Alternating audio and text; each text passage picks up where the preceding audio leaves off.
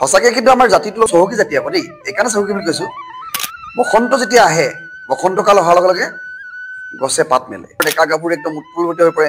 বিভিন্ন জেগাত ঢোলৰ মাত, পেঁপাৰ মাত কৰি মনত এটা উখল মাখলৰ সৃষ্টি হয়। যেনেধৰণে পিঠা পনাই হওক বা দৈ চিৰাকে আদি কৰি যিখিনি পৰিৱেশ, যে গৰু গা ধুৱাব লাগে,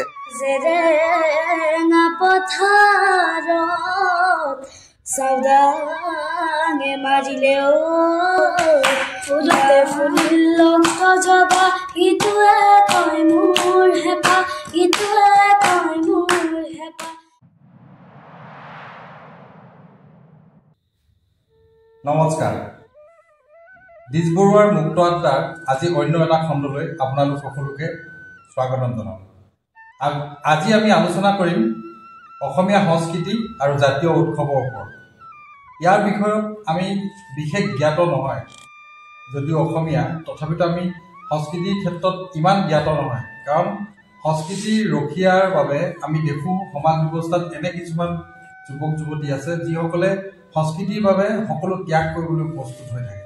গতিকে আমি কিবা এটা কোৱাৰ আগতেই আমি চিন্তা কৰিলোঁ তেনে কেইজন ব্যক্তিক আমি আমাৰ মঞ্চলৈ আমন্ত্ৰণ কৰি আনোঁ, আৰু যাৰ পৰা আমি জানিবলৈ চেষ্টা কৰিম যে অসমীয়া সংস্কৃতিৰ ক্ষেত্ৰত তেওঁলোকৰ ত্যাগ, তেওঁলোকে কেনেধৰণে আগবাঢ়িছে, আৰু যিহেতু আমাৰ জাতীয় উৎসৱ বিহুৰ ক্ষেত্ৰত তেওঁলোকে বহুত ত্যাগ কৰাও আমি দেখোঁ। গতিকে আমি পলম নকৰোঁ, আজি আমি তেওঁলোকৰ সৈতে পৰিচয় হ'ম আৰু তেওঁলোকৰ পৰা আমি জানিবলগীয়া বহু কথা আছে। আমি অসমীয়া সংস্কৃতিৰ ক্ষেত্ৰত ডাঙৰ ডাঙৰ ভাষণ দিলেই নহ'ব, কিন্তু কাৰণ অসমীয়া সংস্কৃতি জীয়াই ৰাখিবৰ কাৰণে বহুত ত্যাগৰ প্ৰয়োজন আছে। আমি ডাঙৰ ডাঙৰ ভাষণ দিয়াৰ উপৰিও তেওঁলোকৰ পৰা কিছুমান কথাও আমি জানিবলৈ চেষ্টা কৰাৰ প্ৰয়োজনীয়তা আছে। গতিকে আমি পলম নকৰোঁ, আজি আমি প্ৰথমেই আমাৰ মাজলৈ অহা এইসকল মহান ব্যক্তিক আমি পৰিচয় কৰাই দিম। প্ৰথমে মোৰ সন্মুখত আছে শ্ৰীযুত প্ৰাণপ্ৰতিম দত্ত। নমস্কাৰ। এইফালে আছে ৰুবুল গগৈ। নমস্কাৰ। আৰু এইফালে আছে সৰু এটা ভাইটি, মৰম লগা। নমস্কাৰ। ইয়াৰ নাম হৈছে হীৰকজ্যোতি দত্ত। এতিয়া আমি আড্ডালৈ অহাৰ বাবে প্ৰথমে সকলোকে ধন্যবাদ জ্ঞাপন কৰিলোঁ। আপোনালোকৰ যি সত্ৰহুৰ সাংস্কৃতিক যিটো গোষ্ঠী, এই গোষ্ঠীটো আমি দেখিছোঁ সংস্কৃতি ৰক্ষাৰ ক্ষেত্ৰত বহু কৰ্ম আপোনালোকে কৰি আছে, আৰু আমি নিজেও টিভিয়ে, ইউটিউবে বা ফেচবুকত বা এনেধৰণৰ ছ'চিয়েল মিডিয়াত আমি প্ৰায় দেখোঁ। গতিকে আমি বহু কথা আপোনালোকৰ পৰা জানিবলগীয়া আছে, আমাৰ দৰ্শকসকলেও জানিবলগীয়া আছে, আমি ব্যক্তিগতভাৱেও বহু কথা জানিবলগীয়া আছে। আপোনালোকৰ পৰা আমি আশা কৰিছোঁ এনেধৰণৰ কথা কিছুমান আমি জানিম বা শিকিম, বা আমি তাৰ পৰা বহু কথা ল'ম। গতিকে ইয়াত আমি প্ৰথমেই আপোনাক এটা বিষয় কওঁ যে যিহেতু আমাৰ জাতীয় উৎসৱ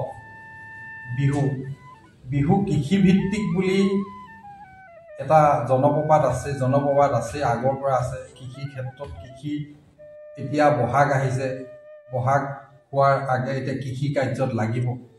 গতিকে আমাৰ সেয়া ৰঙালী বিহু। তাৰপাছত আমাৰ যেতিয়া কৃষি কৰ্ম কৰাৰ পিছত কৃষি হ'ব বা কঙালী হয়, যেতিয়া মানুহৰ এটা অভাৱনীয় পৰিৱেশ সময় এটা আহে, তেতিয়া কঙালী হয়। আকৌ যেতিয়া সম্পূৰ্ণ কৃষি কাৰ্যত আগবাঢ়ি ধনে ভৰপূৰ হয়, তেতিয়া আমি ভোগালী বিহু পালন কৰোঁ।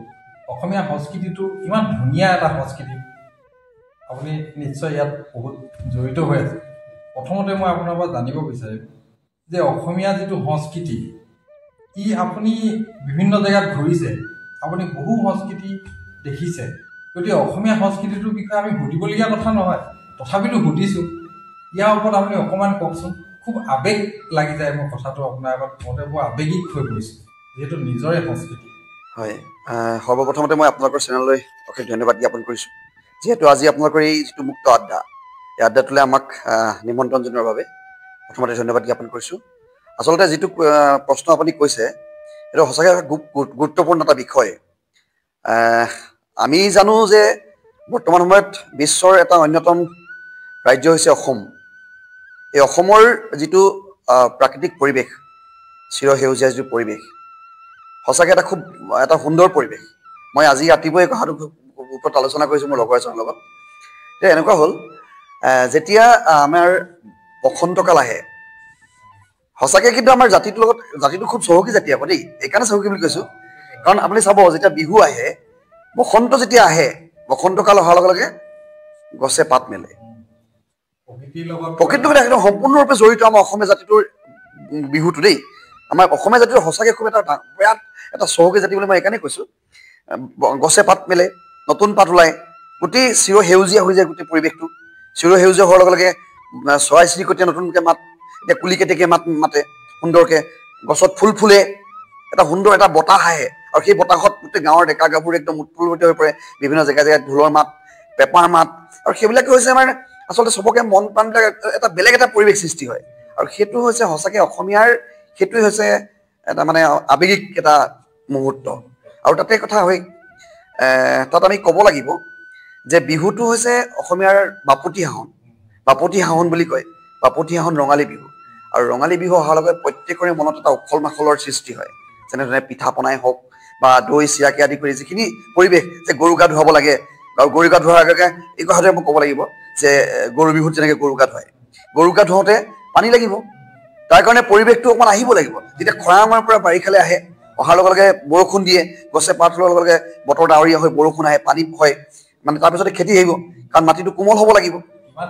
চব ইমান ধুনীয়াকৈ এটা পৰিৱেশ সৃষ্টি হৈছে। আৰু চবতকৈ ডাঙৰ কথা কি জানে নাই, আমাৰ অসমীয়া জাতিটোৰ লগত আপুনি চাব, বিহুৰ লগত জড়িত হৈছে আমাৰ কৰ্মকৰ্তাসকল, যেনেকৈ পাট মুগা। কাৰণ পাটৰ সাজ, মুগাৰ সাজযোৰ হৈছে অসমীয়াৰ স্বাভিমান। যেনেকৈ অসমীয়াৰ স্বাভিমান গামোচাখন আমাৰ শিপিনীসকলে বয়, শিপিনীসকলে বৈ পিনি গামোচাখন উলিয়াই দিয়ে, আৰু সেইখনে আজি বিশ্বত এটা স্থান পাইছে। গামোচাই আজি বিশ্বৰ স্থান পাইছে, মুগাৰ সাজে বিশ্বৰ স্থান পাইছে, হয় নাই?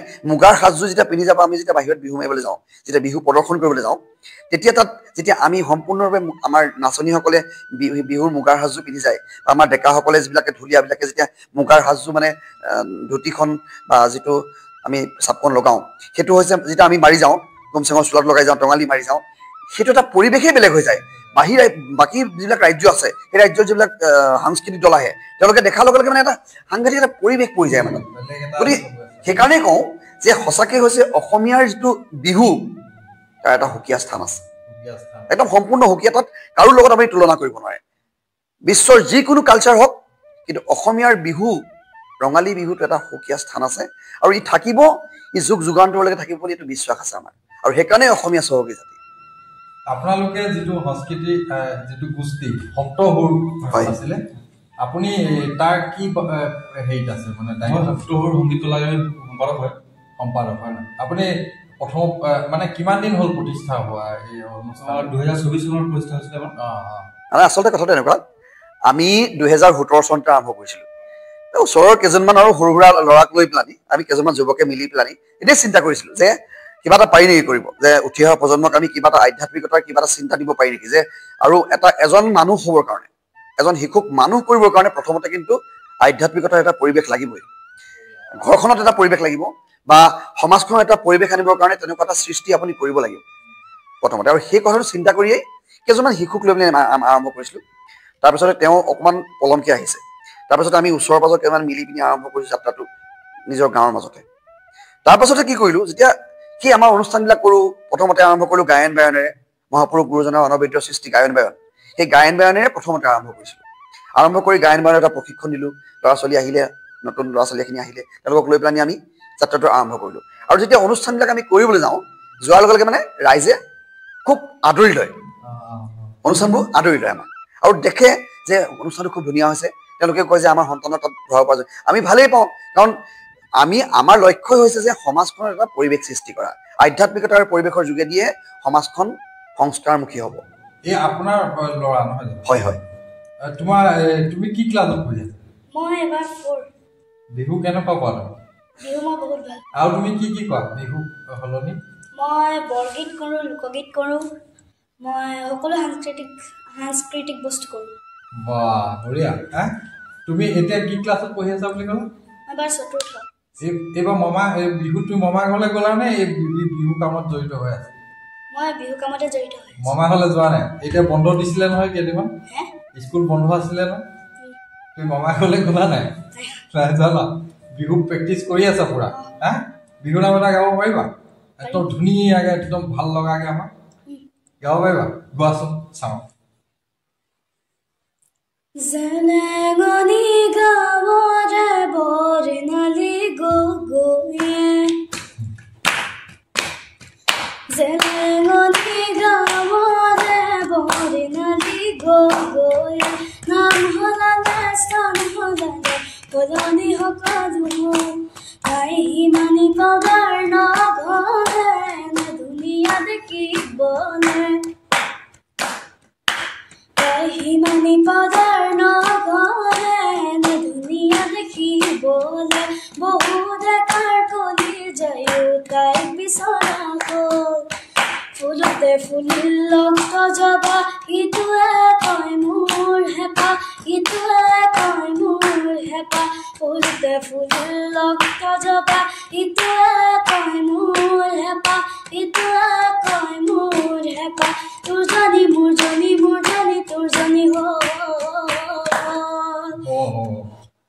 ধুনীয়া বিহু নাম এফাকি শুনালা কিন্তু হা তুমি কিমান বয়স হৈছে তোমাৰ মোৰ 9 বছৰ হৈছে 9 বছৰ সৰুৱে হৈ আছে ন এই সপ্তহত প্ৰথমৰ পৰা জড়িত এই প্ৰথম আছে তাৰমানে তাৰ চাগে 17 হলেতো একেবাৰে সৰু পৰা একদম আৰম্ভণি মানে 17 চনত যেতিয়া আমি আৰম্ভ কৰিছিলোঁ তেতিয়া সৰু একদম আৰু একেবাৰে সৰু তেতিয়া তাৰ আগৰ পৰাই আমি চৰ্চাবিলাক কৰি আছিলোঁ তাৰপৰা মানে তেতিয়া সৰু হৈ আছিলে লাহে লাহে লাহে লাহে ক্ৰমান্বয়ে মানে কৈছোঁ নহয় খোজকাঢ়িবলৈ লোৱাৰ পৰা অলপ দিনৰ পিছৰ পৰা মানে খোলে হাতত লৈছে তুমি খোলো বজাব জানা পুৰা শিকি ল'লা তুমি কাৰ পৰা ল'লা শিক্ষা মই পাপাই শিকাইছে পাপাই শিকালে ন আৰু এতিয়া তুমি স্কুলৰ এনে বেলেগ প্ৰগ্ৰেম স্কুলৰ প্ৰগ্ৰেম বা এনেকুৱা প্ৰগ্ৰেমতো কৰা তুমি আৰু এই দিহানাম বা এনেকুৱাবোৰ তোমালোকে কৰিছা তোমালোকৰ টিম আছে এটা টিম আছে ধুনীয়া টিম আছে আমাৰ এটা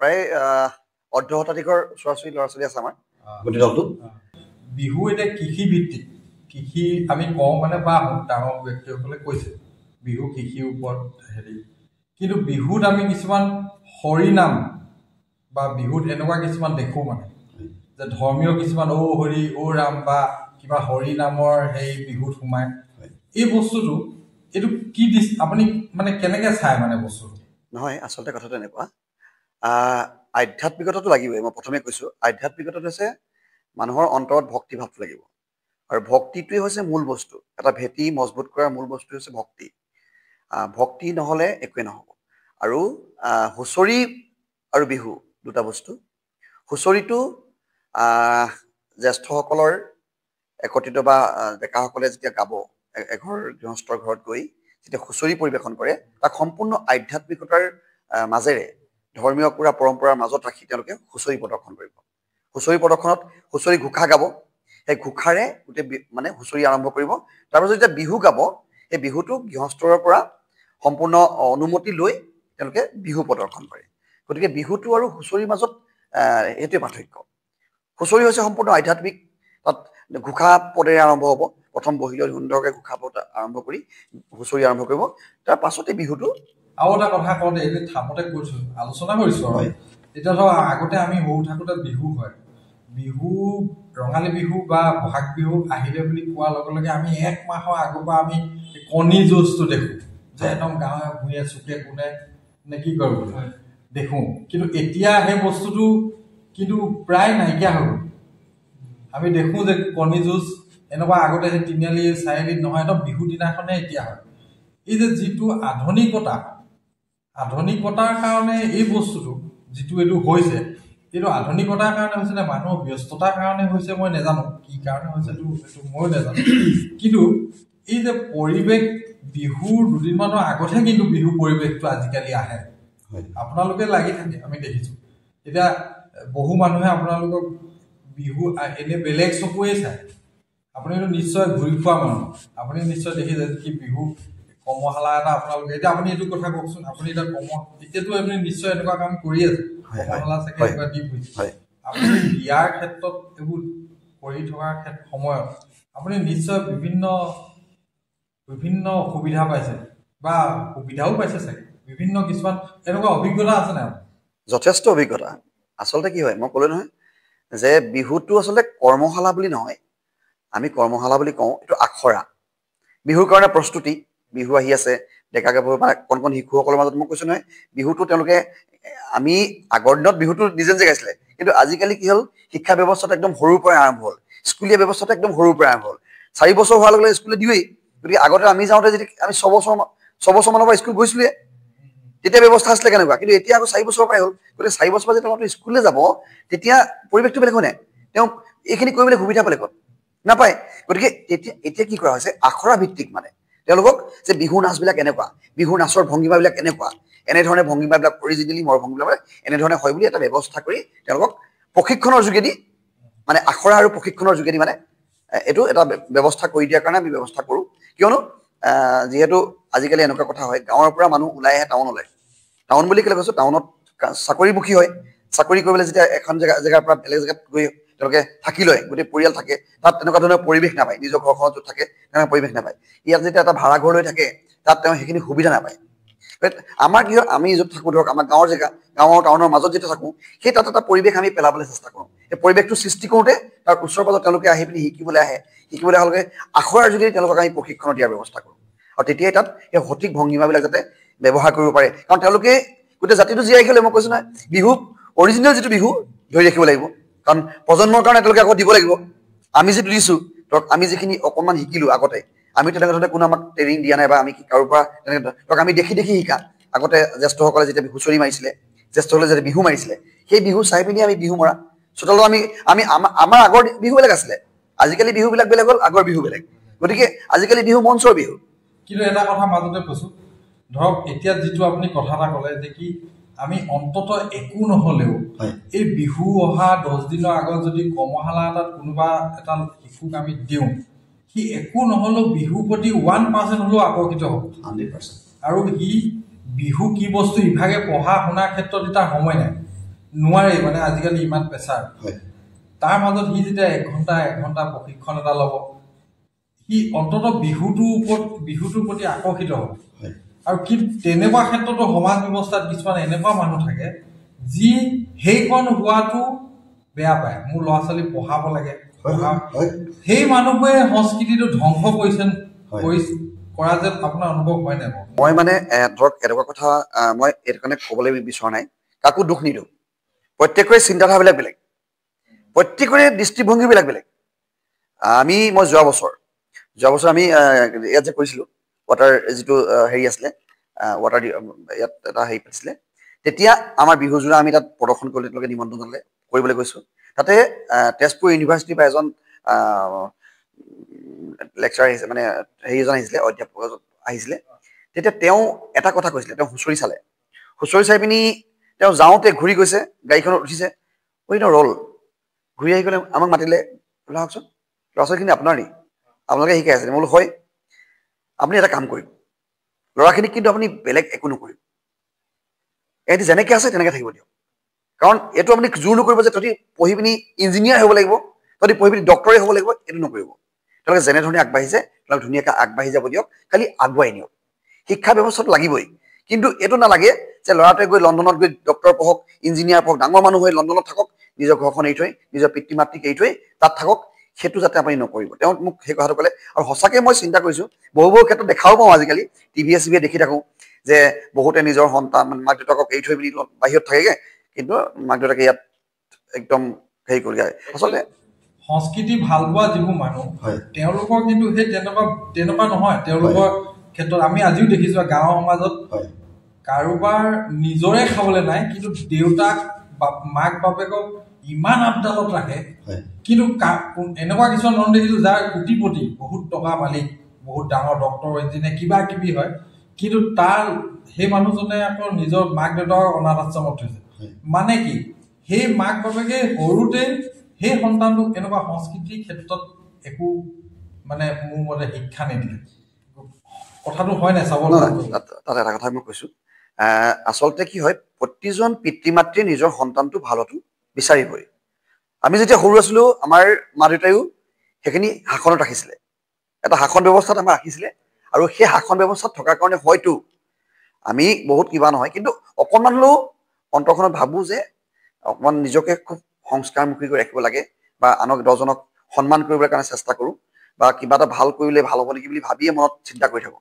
গতিকে সেইটো পিতৃ মাতৃ দেউতাসকলে দিলে আৰু আৰু এটা কথা ঠিক আছিলে আমি যেতিয়া কৰি আছিলোঁ খুব ভাল পাওঁ এইবিলাক কৰি ভাল পাওঁ নহয় বিহু বোলে দৌৰোঁ ক'ৰবাত ভাওনা আছে ভাওনা দিহানাম এইবিলাকতে দৌৰি ফুৰোঁ খুব ভাল পাওঁ কাৰণে আৰু সেইকাৰণে হয়তো ইয়াতে থাকিলোঁ ইয়াতে জড়িত হৈ পৰিলোঁ তেতিয়া হয়তো মা দেউতাই ভাবিছিলে কিবা তেওঁলোকে কল্পনা কৰিছিলে চাগে মোৰ ল'ৰাটো ভাল কিবা এটা হ'ব ডক্টৰ হ'ব ইঞ্জিনিয়াৰ তেওঁলোকে চিন্তা কৰিছিলে চাগে কিন্তু সেইটো সময়ত হ'বলৈ নাপালোঁ কিন্তু এইটো মানে এনেকুৱা মই কথাটো মানে দেখি এটা কাৰণত কৈছোঁ ধৰক মাক এতিয়া কি হয় এতিয়া আজিকালি ল'ৰা ছোৱালী দেখিছোঁ যে ল'ৰা ছোৱালীক মাক বাপেকে মেচিন বনায় যে তই এটা মেচিন গতিকে তোৰ মেচিনটোত ইঞ্জিনিয়াৰ আৰু ডক্টৰ বনাব পাৰে গতিকে তই ইঞ্জিনিয়াৰ আৰু ডক্টৰহে হবি সেইটো ল'ৰাটোক মেচিন নিচিনা ব্যৱহাৰ হয় পিছত যেতিয়া সি ইঞ্জিনিয়াৰ আৰু ডক্টৰ হয় গতিকে সি ইঞ্জিনিয়াৰ ডক্টৰ কাম কৰে মাক বাপেকক চোৱাটো তাৰ কাম নহয় তাৰ মেচিনটো যিটো সি মেচিন বনিলে সেইটো ইঞ্জিনিয়াৰ ডক্টৰ হোৱাহে কিন্তু আপোনাৰ দিনত বা আমাৰ দিনত বা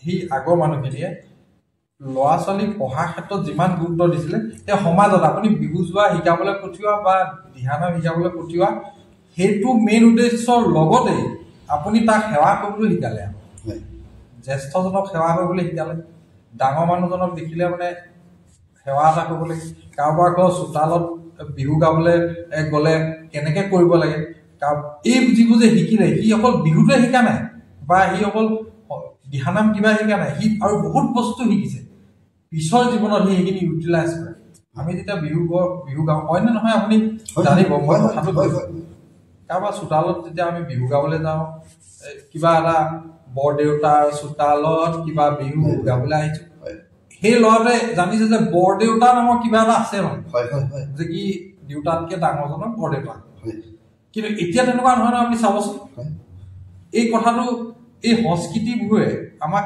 সেই বস্তুটো দিয়ে বুলি আপুনি অনুভৱ কৰে নাই আমিও কেতিয়াবা ভুল কৰোঁ আমি ভুল নাই কৰা বুলি নকওঁ কাৰণ আচলতে এইটো কেলে হয় নাজানো শিক্ষা ব্যৱস্থাটোৰ কাৰণে অকণমান খেলি মেলি হয় নেকি বুলি ভাবোঁ আমি অসমীয়া মাধ্যমৰ স্কুলবিলাক এইটো আমি ইংৰাজী মাধ্যমলৈ দৌৰ মাৰোঁ আমিয়ে কৰোঁ কাৰণ আমিয়ে কৰিছোঁ মই স্বীকাৰ কৰিবই লাগিব এইটো আওপকীয়াকৈ হ'লেও স্বীকাৰ কৰিবই লাগিব কাৰণ আমিও হয়তো কিছুমান ক্ষেত্ৰত যে আমি চব ভাল কৰিছোঁ এইটো নহয় নহয় বেয়াটোও থাকিবই লাগিব বেয়া ভাল কাৰণ আমি চব যে ভাল কৰি গ'লে কেনেকৈ হ'ব আমাৰো ভুল আছে গতিকে সেই ভুলবিলাকক আচলতে আমি যদি বিশ্লেষণ কৰি সমালোচনাৰ মাধ্যমেৰে অকণ ভালকৈ নিব পাৰোঁ তেতিয়া হয়তো আৰু ভাল কিবা এটা কৰিব পাৰিম যেন অনুভৱ হয় আপুনি যেনে ক'লে কথাখিনি বৰদেউতা বা কিবা কিবি আৰু এই কথাটো মই মোৰ দৃষ্টিভংগীত মই ব্যক্তিগতকৈ আকৌ আপোনাক কৈছোঁ আজি বা অনুভৱ কৰোঁ আপোনাৰ ল'ৰাটো বা ছোৱালীজনী শিক্ষা দিছে আপুনি ইংলিছ মিডিয়ামত দিছে বা আছামিজ মিডিয়ামত দিছে সেইটো বেলেগ চেপ্টাৰ কেলৈ কি আপুনি আজি তাৰিখত ইংলিছ মিডিয়ামত কিবা এটা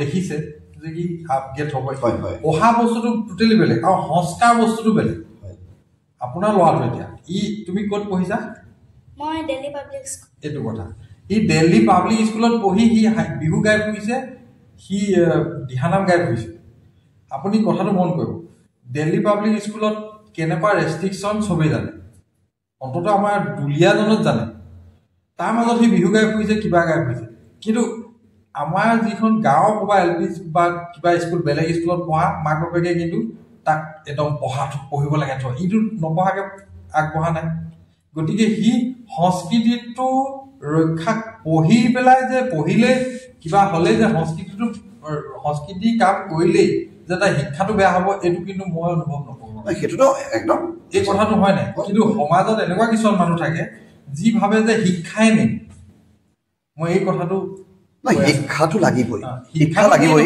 কিন্তু সেইটোৱে সকলো নহয় নহয় সেইটোৱে কৈছোঁ মই শিক্ষাটো লাগিবই শিক্ষা নহ'লে একো নাই কিন্তু তথাপিতো এটা কথা আছবিন প্ৰথমতে মানুহ হ'ব লাগে এজন মানুহ হ'বলৈ কাৰণে তেওঁক প্ৰথমতে সাধাৰণ জ্ঞানবিলাকৰ প্ৰয়োজন আধ্যাত্মিকতা লাগিব মানে মানুহক কেনেকৈ সন্মান কৰিব লাগে এজন মানুহক কেনেকৈ মানে ডাঙৰ জ্যেষ্ঠজনৰ প্ৰতি যিটো ভক্তি অন্তৰত ভক্তি লাগিব এজন মই শিক্ষক মোৰ টিচাৰ গুড মৰ্ণিং ছাৰ ক'লে নহ'ব তেওঁৰ প্ৰতি মোৰ অন্তৰত এটা ভাৱ হ'ব লাগিব তেওঁক মই কেনেকৈ ধৰণে সন্মান কৰিম আমি কওঁ গুৰু সেৱা আগতে গুৰু সেৱা লয়, আজিকালি গুৰু সেৱাটো কমি গৈছে, গুৰু সেৱাটো ইম্পৰ্টেণ্ট।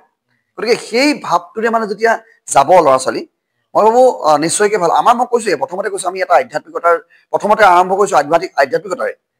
প্ৰথম গায়ন বায়ন, ভাওনা, দিহানাম, এইটো প্ৰথম আৰম্ভণি।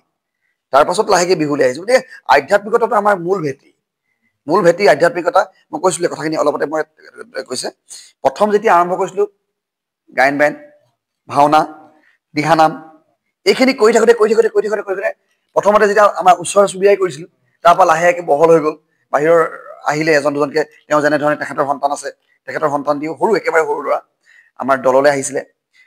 2020-21 এনেকুৱাতে আহিলে, আহি পিনি তেওঁ যেতিয়া দেখিলে খুব এটা তেওঁ নিজৰ মনৰ অনুভৱ যে নিশ্চয়কৈ চাগে ল'ৰাটোৰ সন্তান দিয়ে কিবা এটা পাব অকণমান, আৰু তেওঁ কি পাইছে সেইটো তেওঁ নিজে গম পাব। আৰু তেওঁ যি ধৰণে লাগি আছে আজি, নিজৰ ব্যস্ততাৰ মাজতো তেওঁ আহি অনুষ্ঠানটোৰ প্ৰতি লাগিছে, আৰু তেখেতসকলৰ ত্যাগৰ বিনিময়ত আজি সেই সপ্তহুৰ যিটো অনুষ্ঠান আছিলে, আমি নাম দিছিলোঁ নামাকৰণ, সপ্তহুৰ আধ্যাত্মিক সাহিত্য সংস্কৃতি সাধনা কেন্দ্ৰ নামেৰে আমি নামাকৰণেৰে আমি অনুষ্ঠানটো আগবঢ়াই দিছিলোঁ। তাৰ পাছতে তাৰ বুকুতে আমি এতিয়া এখন একাডেমি কৰি পেলালোঁ, য'ত তাত সম্পূৰ্ণ শিক্ষামূলক ব্যৱস্থা, তাত আপুনি পৰীক্ষা দিব পাৰিব ল'ৰা ছোৱালীয়ে। কাৰণ আজিকালি যুগটো এনেকুৱা, চাওক সময়ৰ খুব মূল্যৱান। এতিয়া অলপতে মই কৈছোঁ যে আজিকালি সত্ৰীয়াটো যিটো হৈছে বা খোলবাদ্য সম্পূৰ্ণ এটা বিষয় আপুনি কলেজলৈকে ইউনিভাৰ্চিটি লেভেললৈকে এটা বিষয় হৈ গৈছে। পৰিৱেশ কলা হিচাপে তাক এটা বিষয়ত তেওঁলোকক পাৰফৰ্মিং আৰ্টছ হিচাপে তেওঁলোকে সেইটো কৰিব পাৰে। গতিকে সেই ব্যৱস্থাটো ল'ৰাটোৱে যেতিয়া সময়টো এনেই নষ্ট কৰে, তেওঁ যদি একাডেমিখনত নামভৰ্তি কৰি তেওঁ যায়, নিশ্চয়কৈ তেওঁ ভৱিষ্যতো ভাল হ'ব। তেনেধৰণে এতিয়া বিহুটো আহি গৈছে দেই। এতিয়া বিহুটো বৰ্তমান সময়ত 9, 10, 11, 12, বৰ্তমান 11, 12 হৈ আছে, 9, 10তো খুব সোনকালে এইটো হৈ যাব। গতিকে তেতিয়া কি হ'ব, জাতিটো জীয়াই থাকিব, বিহু জীয়াই থাকিব, বিহু চিৰযুগমীয়া হৈ থাকিব। যুগ ধৰি পৃথিৱী বিশ্ব যেতিয়া লাগিব তেতিয়ালৈকে বিহু থাকিব, পৃথিৱী যেতিয়া লাগিব বিহু থাকিব। নতুন প্ৰজন্মই বিহুটো বুজি পাব, চিনি পাব, সঠিক ৰূপ পাব। গতিকে সেইধৰণে এতিয়া ছাবজেক্ট হৈ যোৱাৰ কাৰণে আমাৰ আৰু ভাল হৈ পৰিলে। গতিকে তেনেধৰণে আমি গোটেই অনুষ্ঠানটো আগবঢ়াই নিছোঁ। তেখেতে এইবছৰে আমি 2024 চনতে আমাৰ সংগীত কলা একাডেমিখন, সপ্তহুৰ সংগীত কলা একাডেমিখনৰ ছেক্ৰেটাৰী সম্পাদকৰ দায়িত্ব লৈছে। লৈ পিনি অনুষ্ঠানটো খুব সুন্দৰকৈ আগবঢ়াই নিছে। যথেষ্ট সংখ্যক আমাৰ ছাত্ৰ ছাত্ৰী শিশু আছে। আৰু আমি এটা কথাই কওঁ, আমি বেছিকৈ গুৰুত্ব দিছোঁ কিন্তু আধ্যাত্মিকতাৰ ওপৰত। আধ্যাত্মিকতাটো মই কৈছোঁ নহয়, আধ্যাত্মিকতা যেতিয়া হ'ব, তেওঁ নিজৰ পিতৃ মাতৃক সেৱা কৰিব। আৰু এইটো দেখাই দিবতো নালাগে ন, মই দেউতাক বহুত ভাল পাওঁ, মই দেউতাক সেৱা কৰি থাকিম, এনি টাইম ভৰি দিব নালাগে। অন্তৰত যেতিয়া ভক্তি থাকিব, সেইটোৱে হৈছে সঠিক। কিন্তু মই মোৰ দেউতাকে, মাৰ দেউতাক মই অন্তৰৰ পৰা মই কিমান শ্ৰদ্ধা কৰোঁ সেইটো মই অন্তৰত জানো। কাৰোবাকতো মই দেখাই থাকিব নোৱাৰোঁ, হয়নে আপুনি কওক? মই দেখাই দিব নোৱাৰোঁ, মই ইমান কৰোঁ, দেখাই পিনি মই লৈ, এইটো নহয়। মোৰ অন্তৰত যিটো ভক্তি আছে সেইটো মইহে জানো। গতিকে মই সেইটো মোৰ মনেৰে কৰিছোঁ। আৰু ল'ৰা ছোৱালীকো মই সেইটো কথাই কওঁ যে প্ৰথম কথা হ'ল কি, মানুহক প্ৰথমতে সন্মান কৰিব লাগে। প্ৰথমতে ভক্তি লাগিব, ভক্তি কৰি মানুহক সন্মান কৰিব, জ্যেষ্ঠজনৰ প্ৰতি ভক্তি সেৱা এইখিনি লাগিব। তাৰপাছত নিজৰ জাতিটোক আগবঢ়াই নিবলৈ চেষ্টা কৰিব লাগিব। আমাৰ জাতিটোৰ লগত জড়িত কি আছে, বিহু, এই যিখিনি আমাৰ গুৰুজনাই সৃষ্টি কৰা গায়ন বায়ন, খোল বাদ্য আদি কৰি এইখিনি আমি ধৰি ৰাখিব লাগিব। আৰু তেওঁলোকে যদি আমি আগবঢ়াই নিওঁ, নিশ্চয় খুব এটা ভাল পৰিৱেশ পৰিব। আৰু বৰ্তমান সময়ত খুব উচ্ছৃংখল ব্যৱস্থা, আপুনি গম পাইছে। মানুহে কয় এইবিলাক ড্ৰাগছৰ পৰা আদি কৰি সেই এটা পৰিৱেশ হৈছে, ল'ৰা ছোৱালী মোবাইলত বেয়া হৈছে। মোবাইলটো বেয়াও নহয়, কিন্তু মোবাইলটো বেয়া বুলি নকওঁ, কাৰণ বৰ্তমান সময়ত গোটেই ব্যৱস্থাটোৱে এটা প্ৰযুক্তিবিদ্যা, হয় নে কওকচোন? কম্পিউটাৰ যুগ আহি গ'ল। গতিকে মোবাইল বা কম্পিউটাৰ বেয়া নহয়, কিন্তু ব্যৱহাৰটো ভাল হ'ব লাগিব। আমাৰ বহুতক দেখা পাওঁ মই, যেতিয়া আমি অনুষ্ঠানলৈ যাওঁ, কিছুমানে কি কৰে জানে, ভাওনা গায়, ভাওনাখন তেওঁ বচন এখন গাইছে, মোবাইলটো লৈ সেই বচনৰ মেকআপ চেকআপ কৰি লৈ মাকে কি কৰে, মোবাইলটো চাবলৈ দি দিয়ে, ভৰি চৰি থাকে, মোবাইল পিটিকে থাকে। সেইটো পৰিৱেশ হ'ব লাগে নাই? সেইটো কাৰ গাত দুখ? আমিতো প্ৰতিটো খোজত আগবাঢ়ি দিব নোৱাৰোঁ। আমি প্ৰতিটো সময়ত চাব নোৱাৰোঁ। আমাৰ 50-60 জন আমাৰ ছাত্ৰ ছাত্ৰী, প্ৰতিজনকে আমি চাবলৈ অকণ অসুবিধা হয়। কিছু সময় তেনেকুৱা দেখোঁ, তেতিয়া আমি কওঁ পিতৃ মাতৃক যে আপুনি দিয়ক, সময় চাই দিয়ক, চব সময়তে তেনেকুৱা নহয়। গতিকে সেই বস্তুটো যদি প্ৰতিজন পিতৃ মাতৃয়ে তেনেধৰণে লয়, মই ভাবোঁ সমাজ খুব ভাল হ'ব। আৰু ধৰ্মীয় এটা যদি অন্তৰত ভাৱ থাকে, খুব যদি আধ্যাত্মিক এটা ভাৱ থাকে, খুব এটা সুন্দৰ পৰিৱেশ হ'ব। আৰু বেয়া কৰিলে নহ'ব, তাক ভাল কৰিবলৈ চেষ্টাও কৰিব। আচ্ছা, এই ধৰ্মীয় কথা এটা গোটেই এতিয়া যিটো হেৰি ভাওনা বা এনেকুৱা সংস্কৃতিৰ ক্ষেত্ৰতো আপোনালোকে কাম কৰি আছে। এতিয়া আপোনালোকৰ এনেকুৱা দল আছে নেকি, ভাওনা দল বা এনেকুৱা আছে নেকি? হয়, আমি মই কৈছোঁ প্ৰথমবাৰ আমি ভাওনাৰ লগত কাম কৰি আছোঁ। কিন্তু আমি যোৱা দুটা বছৰ আমি ভাওনা কৰি অসমৰ বিভিন্ন প্ৰান্তত ভাওনা প্ৰতিযোগিতা, যিহেতু বৰ্তমান আপুনি গম পায়ে ভাওনা প্ৰতিযোগিতা হৈছে, শিশু ভাওনা প্ৰতিযোগিতাত আমি অংশগ্ৰহণ কৰি দুলীয়াজানলৈ আমি সুনাম কৰি আছোঁ। শ্ৰেষ্ঠ দলৰ সন্মান যোৱা বছৰ এই বছৰে এইবছৰ আমি শ্ৰেষ্ঠ দলৰ সন্মান পাইছোঁ। আমগুৰিত হৈছিলে সদৌ অসম শিশু ভাওনা পৰিষদ, তাত আমি শ্ৰেষ্ঠ দল পাইছোঁ। দ্বিতীয় আমি গোলাঘাট মৰঙীত হৈছিলে, তাত আমি দ্বিতীয় শ্ৰেষ্ঠ দল পাইছোঁ। যোৱাকালি যোৱা 27 তাৰিখে হৈছিলে তিতাবৰ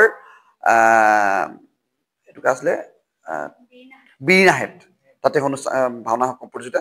তেতিয়া আমাৰ এওঁ গৈছিলে, তাতে তেখেতে দ্বিতীয় শ্ৰেষ্ঠ বায়ন হিচাপে পাই আহিছে। যোৱা পৰহি, আজি ৰিজাল্ট পাইছোঁ। এতিয়া খুব ধুনীয়া লাগিছে, আলোচনাটো কৰি মানে ভাল লাগিছে যে কি আপোনালোকে বহুত কথা জানে, অভিজ্ঞতা। এতিয়া মই অকণমান বেলেগ এটা কথা সুধো এইফালে। আপুনি এই অনুষ্ঠান আপুনি এনেই আপুনি বেলেগ কৰ্ম কি কৰে? আপোনাৰ এজন অইল কৰ্মচাৰী অইলত চাকৰি কৰে নহয় জানো? এতিয়া আপুনি ইয়াত সাঙুৰ খাই পৰিলেহি। এতিয়া আপোনাৰ ধৰি লওক ইয়াত যে সাঙুৰ খাই পৰিলে এই অনুষ্ঠানটোত, আপুনি কেনেকুৱা পাইছে? মানে আপুনি আপোনাৰ ল'ৰাটোক দিছে বুলি ইয়াত সাঙুৰ খালে নে আপোনাৰ ব্যক্তিগতভাৱে এনেকুৱা মোৰ ভাল লাগে? মোৰ ল'ৰাটো মানে এইবিলাক খুব জড়িত, মানে খুব ভাল পায়, ঢোল বজাই ভাল পায়, ঢোল বজাই মানে সৰুৰ পৰা সি ভাল পায়। সেইকাৰণে মই মানে এই অনুষ্ঠানৰ লগত জড়িত হৈ পৰিলোঁ। এতিয়া সি কিমান বয়স হৈছে তাৰ? 7 বছৰ হৈছে। 7 বছৰ। মানে সৰু চেমনীয়া যিটো দল তাৰ হেৰিতে ন? এটা বিহুৰ কথা ওলাওঁতে আকৌ এটা প্ৰাণপ্ৰতিম কথা এটা কওঁ। বিহু আমাৰ 7 দিনীয়া বিহু বুলি কয়। মানে আমি যিটো হয় আৰু 7 দিন যে বিহু অনুষ্ঠান অনুষ্ঠিত হয়। এতিয়া আমি ধৰি লওক গৰু বিহুৰ দিনাখন আমি যে নিজৰ চাকি দিওঁ, ধৰক আমি আমাৰ শ্ৰদ্ধা ব্যক্তিসকলৰ স্মৃতিত আমি চাকি জ্বলাওঁ।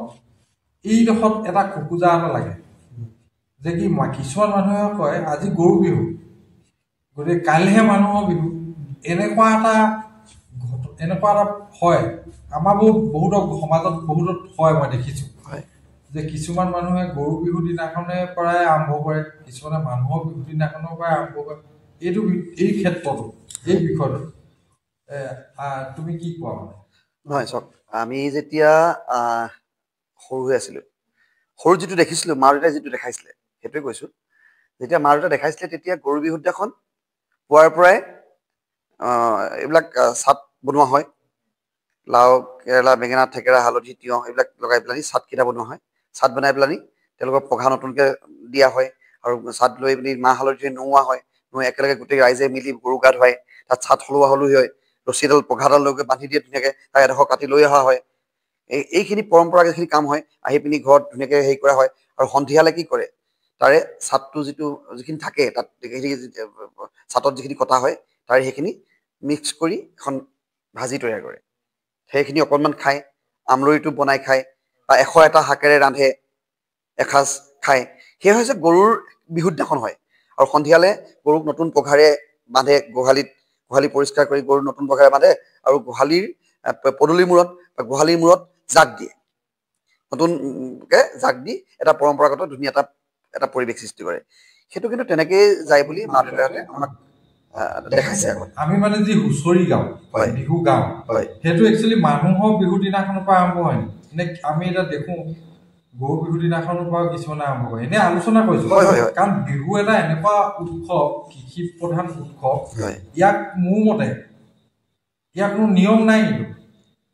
ইয়াত যে এনেকে কৰিব লাগিব বুলি আজিকালি বহু মানুহে কয়, বিহুৰ ক্ষেত্ৰত এনেকে কৰিব লাগিব, এনেকে কৰিব।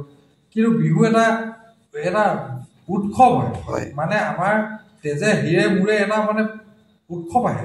গতিকে ইয়াত ইমান কিছুমান নীতি নিয়ম থাকে যে এই নীতি নিয়মখিনি কিমান দূৰ কেনেকুৱা প্ৰযোজ্য মই নাজানো। পৰম্পৰাগতভাৱে যদি আমি কৰিবলৈ যাওঁ, যে আমি আগৰ আমাৰ ককাহঁতে, আজু ককাহঁতে বা আমাৰ দেউতাসকলে যিখিনি কৰি আহিছে, আগৰ পৰাই যিখিনি কৰি আহিছে, যিখিনি দেখি আহিছোঁ, সেইখিনি কথাই মই কৈছোঁ। যে আমি দেখিছোঁ যে ৰাতিপুৱাই সোনকালে শুই উঠি ডলা এখনত ধুনীয়াকৈ কেৰেলা, বেঙেনা, থেকেৰা, হালধি, তিয়ঁহ সেইখিনি উলিয়াই লৈ কাটে, ধুনীয়াকৈ পিচ পিচকৈ কাটে। দেউতাই ধুনীয়াকৈ একদম চাটকেইটা বনায়, 5 টিয়া, 3 টিয়া, 2 টিয়া এনেকৈ কৰি চাট বনায়। সেই চাটখিনি আমি হিওঁ, এনেকৈ ধুনীয়াকৈ হি পেলাই একদম চালনীত লৈ যাওঁ আৰু দীঘলতি লৈ পঘা এডোখৰ লৈ পেলাই পথাৰলৈ যাওঁ আৰু গৰুক মাহ হালধি সানি মেলি লৈ যাওঁ। আগত গৰু লৈ তাত একদম ধুনীয়াকৈ নোৱাওঁ। মানে পানী চানী মাৰি গোটেই ৰাইজে হৰিধ্বনি দি গৰু গা ধুৱাই দিয়ে। গা ধুৱাই পৰম্পৰাগত সেই কামখিনি কৰি চাটখিনি হলাওঁ, ইজনৰ লগত মূৰটো ভাঙি দিওঁ, ভাঙি পিনি চাটডাল ইজনৰ লগত ইজন 5টিয়া 3টিয়া এনেকৈ সলনি কৰি লৈ আহোঁ। তেনেহ'লে তাৰ পৰা পঘা আদহ কাটি সেইটো নিয়ম লয়। মানে পৰম্পৰাগতভাৱে যোনে যেনেকে চলি আহিছে তেনেকে চলি আৰু তেনেকেই চলিব লাগে। যিটো পৰম্পৰাটো এৰি দিব নালাগে। আৰু বৰ্তমান সময়ত পৰম্পৰাটো নাইকিয়া কৰি কিবা অলপ বেলেগ হৈ গৈছে। গতিকে সেই পৰম্পৰাটো জীয়াই থকাটো দৰকাৰ আছে। এই পৰম্পৰাৰ ক্ষেত্ৰত মই এটা কথা এনে জাষ্ট আলোচনা কৰিছোঁ।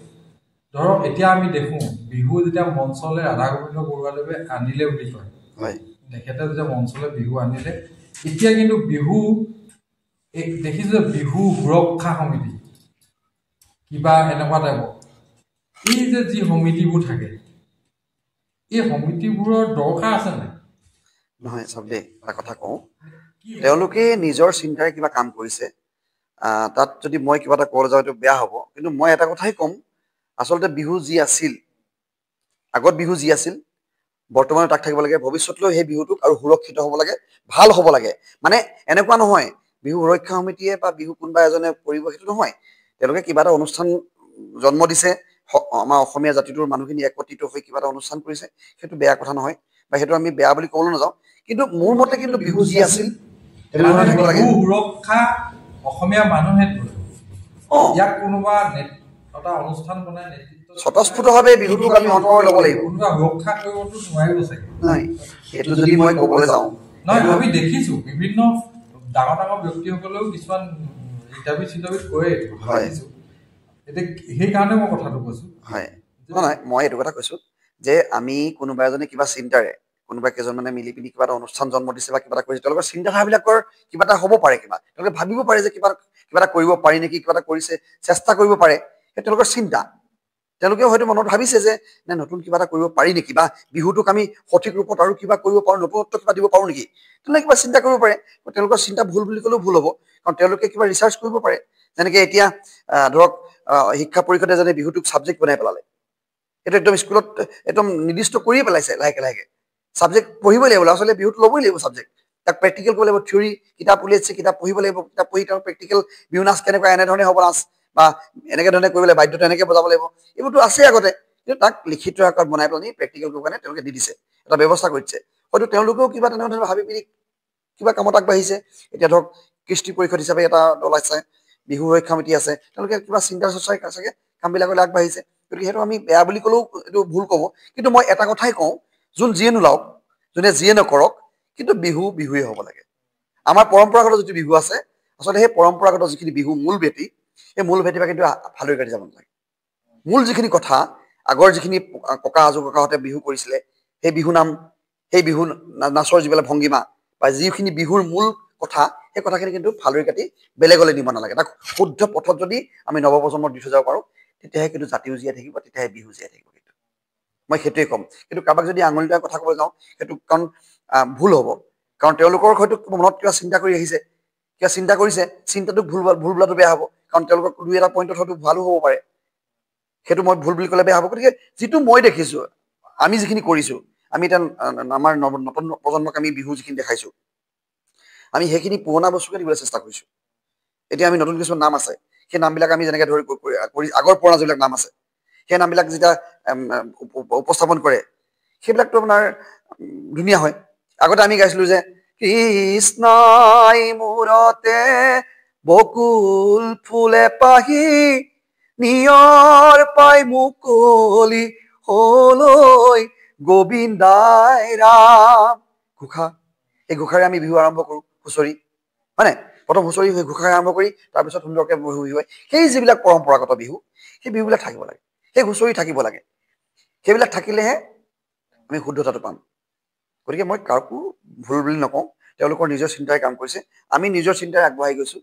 আৰু মই ভাবোঁ এইভাগে জীয়াই থাকিব বিহু, আৰু বিহু থাকিবই, নিশ্চয়কৈ থাকিব বিহু।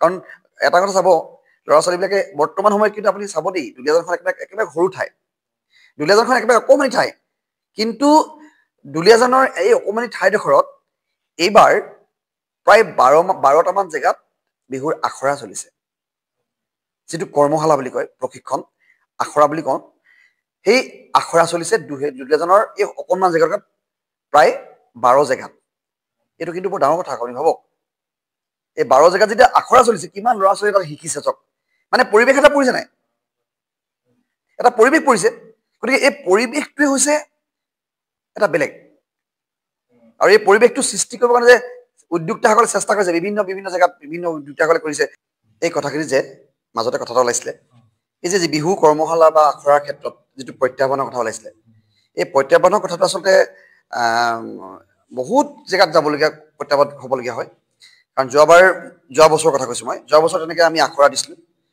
দুলীয়াজানৰ 4 জেগাত আখৰা দিলোঁ তেনেধৰণে বৰডুবিত হ'ল শুকুৰাচাৰিত হ'ল শুকুৰাচাৰিত দিয়াৰ আগতে আমি বেলেগ জেগাত কমলাবাৰীৰ ওচৰতে এটা জেগাত দিছিলোঁ তাতো তেনেধৰণে আমি যেতিয়া দিবলৈ গ'লোঁ তাৰ আগতে কোনো এজন মানুহে দিয়া নাছিলে কোনো এটা টিমে সেই জেগাটোত কোনো কৰ্মশালা দিয়া নাছিলে বা আখৰা দিয়া নাছিলে কিন্তু আমি যেতিয়া দিবলৈ ব্যৱস্থা কৰিলোঁ তাৰপিছতে বেলেগ এটা দলে আমাতকৈ 4-5 দিনৰ আগত নতুনকৈ এটা কৰ্মশালা দিয়াৰ ব্যৱস্থা কৰিলে বা আখৰা দিয়াৰ ব্যৱস্থা কৰিলে মানে কি হ'ল একে জেগাতে কেতিয়াও দুটা আখৰা নহ'ব মানে সেইটো কি কয় কেলে কিয় কৰিলে সেইটো আমি প্ৰত্যাহ্বানত পৰিছোঁ কাৰণ মানে আমাৰতো নহওক তেওঁলোকে হওক আমিতো কোনোদিন বেয়া পোৱা নাই তেওঁলোকক কৰিব পাৰে স্বাভাৱিকতে কৰিব পাৰে কিন্তু তেওঁলোকে আগৰ পৰাতো চিন্তা কৰা নাছিলে সেই সময়তে তেওঁলোকে কৰিবলৈ চেষ্টা কৰিলে গতিকে তেনেধৰণৰ প্ৰত্যাহ্বান এইবাৰেই আপুনি দেখিছে আমি কৰ্মশালা দি আছোঁ ইতিমধ্যে দুজেগাত আমি চিন্তা কৰিছিলোঁ ইতিমধ্যে দুলীয়াজানৰ মাজমজিয়াত এটা ধুনীয়াকৈ চলি আছে আৰু এটা আমাৰ ওচৰৰে আমাৰ জেগাটো আমি কৰিছিলোঁ কিন্তু তাতো সেই একেই দুজেগালৈ গ'লোঁ এখন বিদ্যালয়লৈ যাওঁতে তাতো সেই বাইদেউগৰাকী অকণমান অলপ বেলেগ ধৰণে কথাবিলাক কয় যে কিবা বিনষ্ট হ'ব তেওঁলোকৰ সম্পত্তি নষ্ট হ'ব ফুলনি বেয়া হ'ব কিবা হ'ব আমিওতো সেইবিলাকৰ লগতে জড়িত ন গতিকে তেনেকৈ ধৰণে কেতিয়াও ভাবিব নাপায় বা এটা অনুষ্ঠান আছে তাতে সেই অনুষ্ঠানটোলৈ গ'লোঁ তেওঁলোকৰ তাতে আমি এখন বেনাৰ লগালোঁ বেনাৰখন লগোৱাৰ আগত মই ফোনযোগে কথাও পাতিলোঁ তেওঁলোকে বেয়াও পাইছে আৰু এটা কথা কি মই ভাবোঁ পৃথিৱীখন কাৰো নিজস্ব পৈতৃক সম্পত্তি নহয় মই ভাবোঁ চব ৰাজহুৱা সম্পত্তি ৰাইজৰ কাৰণে হৈছে আমিও আজি আছোঁ হয়তো কাইলৈ মৰি যাম গতিকে আমি যিকণ জানো সেইকণকে অকণমান ৰাইজৰ মাজত সকলোৰে মাজত মিলিজুলি এই বস্তুটো জীয়াই ৰখাৰ চেষ্টা কৰিছোঁ গতিকে তাত যদি সকলোৱে সহযোগিতা কৰে নিশ্চয়কৈ ভাল পাওঁ কাম কৰিবলৈ চেষ্টা কৰিছোঁ আগবাঢ়ি যাবলৈ চেষ্টা কৰিছোঁ বা নতুন প্ৰজন্মক আগবাঢ়ি নিবলৈ চেষ্টা কৰিছোঁ তাত যদি ৰাইজে সহযোগিতা আগবঢ়ায় খুব ভাল পাওঁ মানে আচলতে প্ৰত্যাহ্বান তেনেধৰণে বহুত পাইছোঁ আৰু তেনেকৈ ভাওনা ক্ষেত্ৰতো মই বহুত প্ৰত্যাহ্বান পাইছোঁ বহুতক শিকাই থাকোঁ শিকি মাজতে ওলাই গুচি যায় আপুনি যেতিয়া ল'ৰাজনৰ নতুনকৈ আহিব প্ৰথমতে যেতিয়া আহে আৰম্ভণিতে যেতিয়া ল'ৰাজন আহে শিকিবলৈ কাৰণে সেই সময়ত দেখিব ল'ৰাজনৰ একেবাৰে নাজানে জিৰ' হৈ আহে তাৰপৰা আপুনি কষ্ট কৰি মেলি শিকোৱা মেলি লোৱাৰ পিছত লাহেকৈ দলটো ফালে কাটি বেলেগলৈ গুচি যায় আপুনি ভাবক মাজত যেতিয়া এৰি থৈ যায় এইবাৰ আমাৰ তেনেকুৱা হ'ল ৰিচেণ্ট আমাৰ এটা দল আছিলে হয়তো নাটখন আপুনি শুনিছে শ্ৰীকৃষ্ণ কণ্ডিল যাত্ৰা হিচাপে নাটখন লৈছিলোঁ আমি অসমত আমি কম্পিটিশ্যন কৰি আছোঁ প্ৰতিযোগিতাত কৰি থাকোঁতে মাজতে 9টা ল'ৰা দলৰ পৰা ফালি গৈছোঁ বেলেগলৈ গুচি গ'ল 9টা ল'ৰা গুচি যোৱাৰ লগে লগে আমাৰ এটা ডাঙৰ এটা সমস্যাত পৰি গ'লোঁ ল'ৰা নাই আকৌ নতুন ল'ৰা আহিছে নতুন ল'ৰা শিকাই নতুনকৈ একো চিন্তা কৰাৰ দৰে আকৌ নতুনকৈ সৃষ্টি কৰি লৈ গৈ আগবঢ়াই নি কিন্তু ভগৱন্তৰ প্ৰভুৰ কৃপাত এইবাৰ কিন্তু তেওঁলোকে যথেষ্ট কষ্ট কৰিলে আৰু সেইকাৰণে হয়তো ভাল ফলো পালোঁ এইবাৰ আমি অসমৰ শ্ৰেষ্ঠ দল হিচাপে আমি সন্মান পাবলৈ সক্ষম হ'ম তুমি কিবা গান কলি কিবা বনাইছা বুলি মই শুনিলোঁ কিহৰ দিহানাম নে কি নে বিহু নে কি মই বিহু বনাইছোঁ দিহানামো বনাইছোঁ তেতিয়াহ'লে তুমি এতিয়া কি গাই শুনাবা আপুনি যি কয় দিহানাম গোৱা আমি বিহু এটা এবাৰ শুনিলোঁ তোমাৰ পৰা আৰু এইটো শুনিম থৈছোঁ ধুনীয়া কণ্ঠ তোমাৰ গোৱাচোন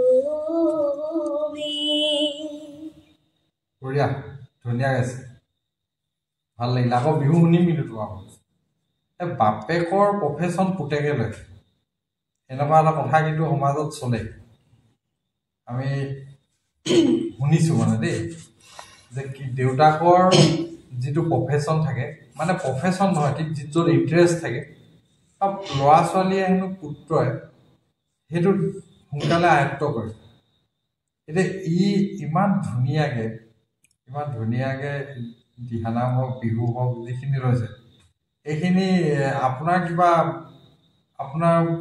আপুনি হোৱাৰ কাৰণে হৈছে বুলি ভাবে নে তাৰ ইণ্টাৰেষ্ট আছে বুলি ভাবে সেইটো মই আচলতে তেনেকৈ ক'ব নোৱাৰিম ইণ্টাৰেষ্টটো লাগিবই ইণ্টাৰেষ্ট লাগিব আৰু ভগৱন্তৰ দান লাগিব ভগৱন্তৰ কৃপা লাগিব প্ৰভু ভগৱন্তই আশীৰ্বাদ কৰিব লাগিব আৰু তেওঁৰ আশীৰ্বাদৰ অবিহনে একো নহয় কাৰণ কোনোবাই কিবা এটা কাম কৰোঁ বুলিলেও কৰিব নোৱাৰে যেনেধৰণে মনেৰে ভবা যায় তেনেধৰণে কৰিব নোৱাৰে কিন্তু ইয়াত ভগৱানৰ আশীৰ্বাদ আছে আৰু চেষ্টাও কৰিব লাগিব নিজৰ চেষ্টাৰ অবিহনেতো একো নহয় চেষ্টাও কৰিছে আৰু আমিও চেষ্টা কৰিছোঁ যিমানখিনি পাৰোঁ আগুৱাই নিবৰ কাৰণে কৈছোঁৱেই আধ্যাত্মিকতাৰ জগতখনত যাতে আগবাঢ়ি যাওক সমাজত মানুহ হিচাপে নিজকে প্ৰতিষ্ঠা লাভ কৰক সেইটোৱে কামনা বৰ্তমান আপোনালোকৰ যি কৰ্মশালা চলি আছে বিভিন্ন ঠাইত এতিয়া তাক লৈ পেলাই আপোনাৰ যি প্ৰস্তুতি কৰিছে সেইটো আপুনি ক'লে দেখিলোঁ এতিয়া তাক লৈ আপোনালোকে কেনেধৰণৰ মানে শেষলৈ কিবা অনুষ্ঠান কিবা এনেকুৱা কিবা আয়োজন কৰিছে নেকি মানে কৰ্মশালা গোটেইখিনিক লৈ কি কৰে হয় আমি 2024 চন যোৱা বছৰৰ পৰাই আমি নতুন এটা চিন্তা কৰিলোঁ যে কৰ্মশালাত যেতিয়া ল'ৰা ছোৱালীবিলাকে প্ৰশিক্ষণ গ্ৰহণ কৰাৰ পিছত কি কৰে মানপত্ৰখন দি পঠিয়াই দিয়া হয় তাত আমি এটা তেওঁলোকৰ মাজত এটা এইবাৰ যোৱা বছৰৰ পৰা মানে আমি এটা প্ৰতিযোগিতা অনুষ্ঠিত কৰিছোঁ তেওঁলোকৰ মাজতে তেওঁলোকক যে যিমান দিন প্ৰশিক্ষণ দিয়া হয় এইবাৰ আমি অলপ বেছিকৈ দিছোঁ একমহীয়া প্ৰশিক্ষণ দিছোঁ তাত এইবাৰ আমি কি কৰিছোঁ যোৱা বছৰৰ পৰা আমি প্ৰতিযোগিতা কৰিছোঁ আৰু তাত এটা আমি বঁটা ঘোষণা কৰিছোঁ সপ্তহুৰ বসন্ত বঁটা বৰ্ষশ্ৰেষ্ঠ বসন্ত বঁটা 2024 আছিলে এইবাৰ 2025 এই 25 বঁটাটোত আমি এগৰাকীক দিম আৰু এই যিমান হৈছে আমাৰ প্ৰায় 80 গৰাকীমান হৈছে টোটেল 80 গৰাকীৰ ভিতৰত আমি এখন প্ৰতিযোগিতা হ'ব আৰু সেই প্ৰতিযোগিতাখন যেতিয়া হ'ব তাতে এগৰাকী শ্ৰেষ্ঠ হ'ব আৰু তেখেত হ'ব সপ্তহুৰ বৰ্ষশ্ৰেষ্ঠ বসন্ত নাচনী 2025 এইটো আমি কৰিছোঁ লগতে সামৰণি অনুষ্ঠান ৰাখিছোঁ দিনজোৰা কাৰ্যসূচীৰে বহল ভিত্তিত সামৰণি অনুষ্ঠান ৰাখিছোঁ তাত আমি 3টা প্ৰতিযোগিতা ৰাখিছোঁ 1 নম্বৰ প্ৰতিযোগিতা হৈছে আপোনাৰ চিত্ৰাংকন প্ৰতিযোগিতা দ্বিতীয়তে ঢোলবাদন প্ৰতিযোগিতা আৰু তৃতীয়তে সদৌ অসম ভিত্তিত বিহু নাচ প্ৰতিযোগিতা গতিকে এইটো আমি দিনজোৰা কাৰ্যসূচী ৰাখিছোঁ আৰু নিশালৈও আমি এটি থুলমূলীয়াকৈ এটি সাংস্কৃতিক অনুষ্ঠান ৰাখিছোঁ আৰু তাতে আমি সকলোৰে সহযোগিতা বিচাৰি পিনি আমি এইটো আগবাঢ়িছোঁ ব্যক্তিগত জীৱনত ইমান নিজেতো ব্যক্তিগতভাৱে আপুনি সংসাৰ এখন আছে ব্যক্তিগত জীৱনৰ ইমানখিনি মাজত এনেধৰণৰ কাম কৰিবলৈ আপোনাৰ অসুবিধা নহয়নে মই কৈছোঁ প্ৰথমতে কৈছোঁ এটা কথা অসুবিধা মানে কি আপুনি প্ৰতিটো খোজতে প্ৰত্যাহ্বান লোৱা বস্তু থাকিবই কাৰণ আপুনি কিবা এটা কৰিবলৈ হ'লে কাৰণে কিবা এটা কৰিবই লাগিব কিবা এটা কষ্টটো হ'বই কষ্টটো আপুনি কষ্ট বুলি ভাবিলে নহ'ব কাৰণ এজন সফল ব্যক্তি হ'বৰ কাৰণে যেনেকৈ বহুতখিনি কৰিবলগীয়া হয় সফল হ'ব পাৰে নহয় সেইটো পিছৰ কথা কিন্তু কৰ্ম কৰিবই লাগিব কাৰণ আপুনি এতিয়া ঘৰ এখন চলাবৰ কাৰণে যেনেকৈ দিনটো আপুনি কষ্ট কৰিব লাগিব কৰিলেহে আপুনি কিবা এটা গোটাই আনি খুৱাব পাৰিব তেনেধৰণে আপোনাৰ ভৱিষ্যত জীৱনৰ কাৰণেও যদি আপুনি অকণমান কিবা এটা কৰে সমাজত অকণমান যদি ৰাইজৰ মৰম আৰু আশীৰ্বাদ পাবলৈ হয় বা নিজৰ যিখিনি কাম আমি যিখিনি কৰি আহিলোঁ সেইখিনি যদি আপুনি কাৰোবাক দি থৈ যাবই নোৱাৰে আপুনি লৈও কি লাভ আছে আমি সৰুৰ পৰা যিখিনি শিকি আহিলোঁ মই যিখিনি কৰি আছোঁ বা এতিয়াও বৰ্তমান কৰি আছোঁ চেষ্টা কৰিছোঁ কৰিবলৈ সেইখিনি যদি মই শিকাৰ পিছত মই যদি কাৰোবাক দি থৈ যাবই নোৱাৰোঁ তো সেইখিনি মই লৈ গ'লে জ্বলাই দিলে খতম হৈ থাকিব শেষ হৈ যাব কাৰোবাক যদি অকণমান দি থৈ যাব 10জনৰ যদি ভাল হয় সমাজৰ যদি অকণমান হিত সাধন হয় তো তাৰ কাৰণে অকণমান সময় দিয়াটো মোৰ কাৰণে কোনো ডাঙৰ কথা নহয় পৰিয়ালটো থাকিবই পৰিয়ালক আগবঢ়াই নিবই লাগিব কাৰণ পৰিয়াল যাবই লগতে আৰু সেইকাৰণে ল'ৰাকো লগতে লৈ ফুৰোঁ সংস্কৃতিৰ ক্ষেত্ৰখনত আগবাঢ়ি যাওক মই কৈছোঁ বাৰে প্ৰতি কওঁ যে মানুহক মানুহ হিচাপে চিন্তা কৰি লওক আৰু প্ৰত্যেকৰে প্ৰতি অন্তৰত এটা ভক্তিভাৱ থাকক আৰু মানুহক কেনেকৈ সন্মান কৰিব লাগে সেই সন্মান কৰাটো শিকক সেইখিনিয়ে মোৰ কাৰণে বহুত ডাঙৰ আশীৰ্বাদ বুলি ভাবিম গতিকে যিমান আছে কৰিম আৰু কৰি যাম বুলি মনত থাকি লৈছোঁ আৰু আমাৰ যিটো অনুষ্ঠান তেখেতো যথেষ্ট ব্যস্ত মই কৈছোঁ নহয় ইমান ব্যস্তৰ মাজত আমি সহযোগিতা কৰিছে তেওঁতো দায়িত্ব লৈছে বাকী ইমান মই কৈছোঁ নহয় অৰ্ধশতাধিক আমাৰ শিশু আছে 50ৰ ওপৰত ল'ৰা ছোৱালী আছে গতিকে এই প্ৰতিগৰাকী অভিভাৱকেও কিন্তু সহযোগিতা কৰে তেওঁলোকৰ সহযোগিতা আমি কামটো কৰিছোঁ কেৱল প্ৰাণপ্ৰতিমে যে কৰিছোঁ সেইটো ভুল হ'ব আমি খালি আগবঢ়াই নেতৃত্ব লৈছিলোঁ কিন্তু এতিয়া ৰাইজে লৈছে ৰাইজে সাহস দিছে, তেওঁলোকে আগবঢ়াই আনিছে নিজৰ সন্তানক দেখিছে বিশ্বাসত লৈ আগবঢ়াই দিছে, আৰু আমিও তেনেধৰণে সঠিক ৰূপত নিবলৈ চেষ্টা কৰিছোঁ। তাৰ কাৰণে সময়টোক যদি আমি গুৰুত্ব দিওঁ যে সময় নষ্ট হ'ব, কিবা হ'ব, তেতিয়া জীৱনত একো কৰিব নোৱাৰি।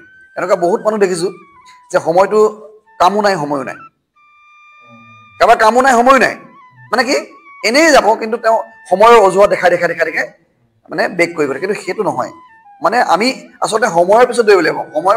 সময়ৰ কামৰ পিছত দৌৰাল নহ'ব নহয়, হয় নাই? সময় গৈছে, আমি লগালগ যাবই লাগিব লগালগ, কাৰণ প্ৰতি ছেকেণ্ডৰ মূল্য আছে। গতিকে প্ৰতিটো ছেকেণ্ড আমি যদি তেনেদৰে সঠিকভাৱে ব্যৱহাৰ কৰি যাওঁ, নিশ্চয়কৈ এদিন ভাল কিবা এটা হ'ব বুলি আশা, আৰু সেয়া ভগৱানক চিন্তা কৰিছোঁ। তেওঁ যেনেকৈ নিব তেনেকৈ যাম, কৰি যাম। ভাল লাগিছে আজি। তেতিয়াহ'লে শেষত আপোনালোকৰ ৰঙালী বিহু শুভেচ্ছা দিলোঁ, আৰু আপোনালোকৰ এই মুক্ত আড্ডা অনুষ্ঠানলৈ আহি কেনেকুৱা লাগিলে, আৰু ব্যক্তিগত কিবা অনুভৱ আছে নেকি কওক। আৰু শেষত তুমি কিন্তু এটা বিহু গীত গাবলৈ, পুনৰ তোমাৰ নিজৰ গীত এটি গাবলৈ হ'ব। এতিয়া আপুনি কওক, আজি মুক্ত আড্ডা অনুষ্ঠানলৈ আহি কেনেকুৱা লাগিলে? আৰু ভাল লাগিলে। আৰু আপুনি কিবা ক'ব নেকি? ৰাজ্যলৈ কিবা ক'বলগীয়া আছে নেকি?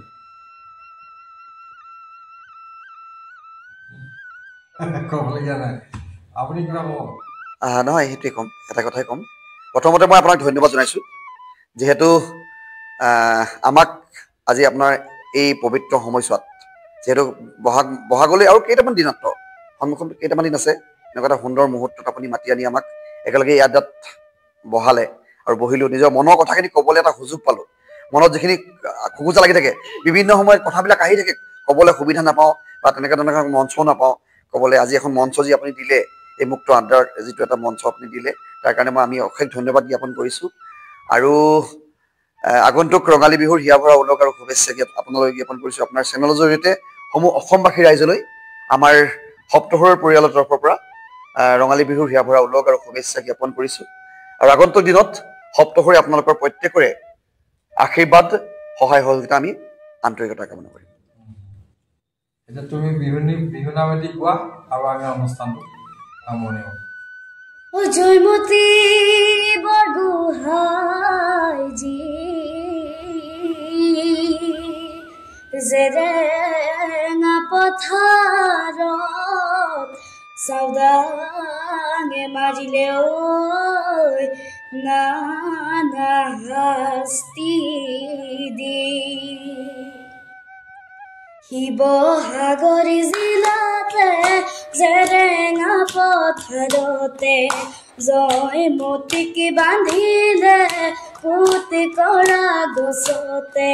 শিৱসাগৰ জিলাতে জেৰেঙা পথাৰতে জয়মতীক বান্ধিলে পুত কৰা গছতে।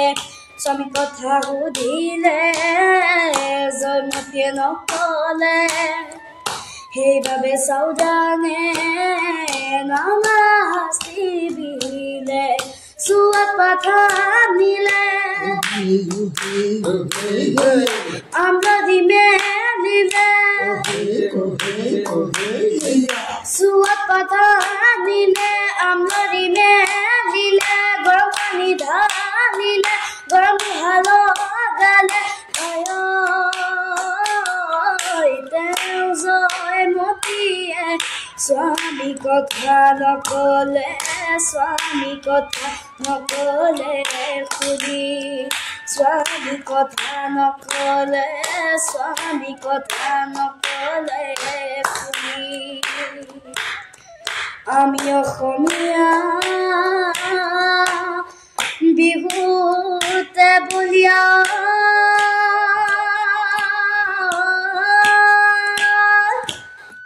বিহুতি কেনেকৈ